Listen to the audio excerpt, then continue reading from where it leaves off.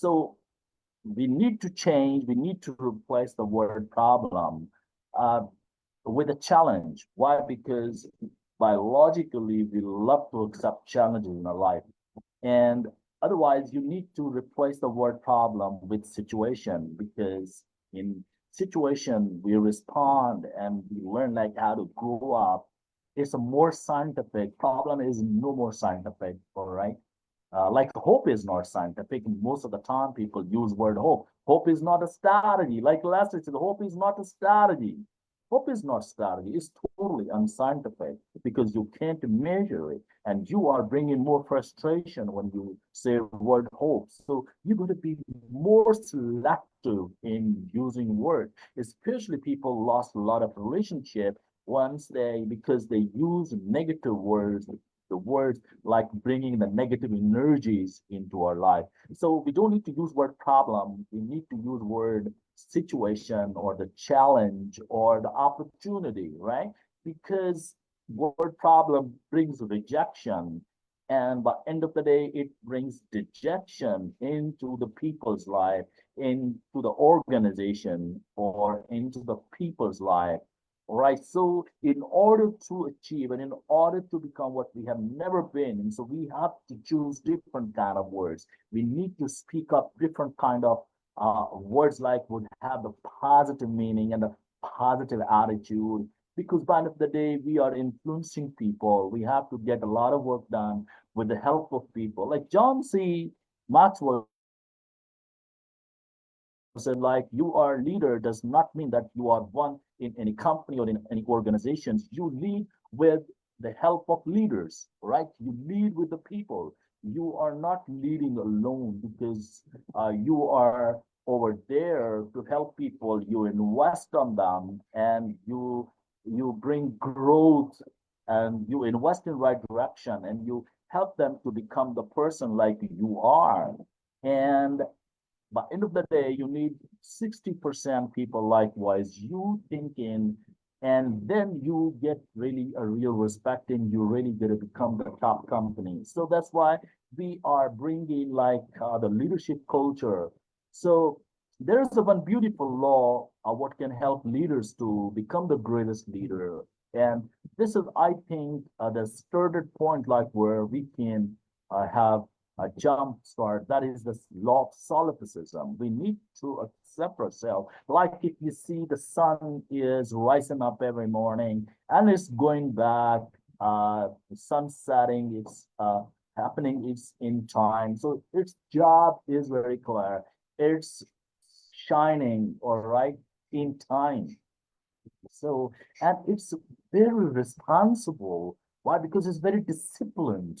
All right. So, likewise, as a human being, if we are into the leadership, we need to understand this law because being a leader, you are the most responsible person and you visualize more than other people. You have the deepest view into the things and you help people to look at it because you are like NLP said, you need to learn about something like which is coming after 500 years. So the leaders, they have, they anticipate a lot of things. And the idea they come up is always about the future. It's always about maybe it comes after 500 years. So the law of solipsism is need to be understood. So today I have a different perspective about leadership because I want to talk about empathetic leadership and what kind of those personal attributes the leaders have. The top leaders, they are empathetic or they are because the servant leaders and they are the coaches. So they have the different category. They are more selfless and they are more human and they think more about humanity, right? And they are bringing a new light, to illuminate humanity and they are bringing a new solutions to the world. And the leaders, they have a different kind of character. They have a different kind of attributes of the personality. Once I was just reading about the Ivan Fernandez, like he's the greatest marathon runner, and he lost once and look at the integrity, look at the positivity, look at the responsibility, because the Abel Matai, he was winning, but at some point, like when he was near to the finish line, he forgot about it, like, and he thought like, I just won and no one is chasing me, no one is around me. But right at the moment, because just on back of Abel Mutai, Fernandez was running and he helped him, he talked to him that finish line is not yet over. So you need to finish that. He couldn't listen up all that. And then he pushed him up and he said, go, it's you won the race, because he surrendered. He thought like, okay, I just won. So when Fernandez was interviewed, then he was asked by the journalist, like, hey, why did you do that? Because you had an opportunity to win the race. Then why did you give and provided that opportunity to the Abel Mutai? And he said, why? Because my mother would never be happy with me. And I had not been like to win something like which I don't deserve. So Abel Mutai was already winning, but he was distracted. He thought like no one is chasing him. So that's what I pushed him. And now I'm more satisfied person. All right, though he lost. So leaders have a different kind of even they run with the people. They are sometimes the coaches. When I experienced first time, you see in the sports, what happened when team wins, they go to the coach.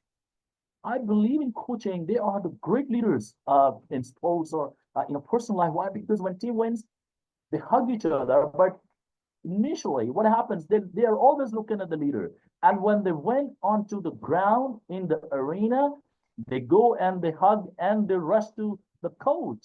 This is what we say the coaching. It's a great reflection of leadership, because people love their leaders. They have the real respect inside and they have the great connection with them.